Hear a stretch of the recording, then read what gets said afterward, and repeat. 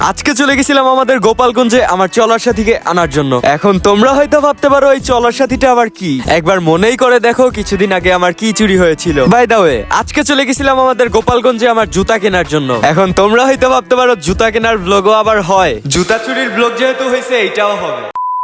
Hello guys, welcome back to my YouTube channel. This is Anik Chowdhury. Last 1 week ধরে আমি বাড়ি থেকে বাইরে হইতেই পারতেছিলাম না, যদিও তার পিছে একটা বড় কারণ আছে, আর সেটা হচ্ছে আমার জুতা। তো আমার মতো গরিবের এত কষ্ট দেখে লাস্টে আম্মু দিয়েই দিল জুতা কেনার টাকা। তো বাড়ি থেকে বাইর হয়ে সোজা চলে যাচ্ছি ইটভাটার দিকে। এন্ড ইটভাটা এসে আমরা ওয়েট করতে থাকি বাসের জন্য। তো তারপরে ওয়েট করতে করতে চলে আসে বাস, এবং তারপরে আমরা বাসে উঠে পড়ি। এবং তোমরা যদি আমার পার দিকে তাকাও তাহলে বুঝতেই পারবা আমি কতটা কষ্টে ছিলাম এতদিন। তো তারপরে গোপালগঞ্জ এসে বাস থেকে নেমে উঠে পড়ি একটা অটোতে, এবং এখানে এসে পড়ে যায় একটা জ্যামের ভিতরে। তো তারপরে অটো থেকে নেমে উঠে পড়ি একটা রিক্সায়, এবং রিক্সা করে যেতে থাকি চৌরঙ্গির দিকে। যেতে যেতে রাস্তার পাশ দিয়ে দেখি ডাবের দোকান। রোজা না থাকলে হয়তো এগুলো নিয়েও ব্লগ বানাতাম। তো তারপরে চলে যাই চৌরঙ্গিতে, এবং এখানে এসে খুঁজতে থাকি স্টেপের শোরুম। এবং অনেক খোঁজাখুঁজির পরে আমরা জানতে পারি আসল লোকেশনটা। দেন লোকেশন অনুযায়ী আমরা চলে যাই ওইখানে, এবং শুরু করে দেই বাসাবাসি। দেন অনেক কষ্টের পরে পেয়ে যাই পছন্দের একটা জুতা, যেটাকে করে ফেলি কনফার্ম। ভাই আগের বার নিছিলাম 1390 টাকা দিয়ে, এন্ড এইবার পড়লো 1490, পুরাই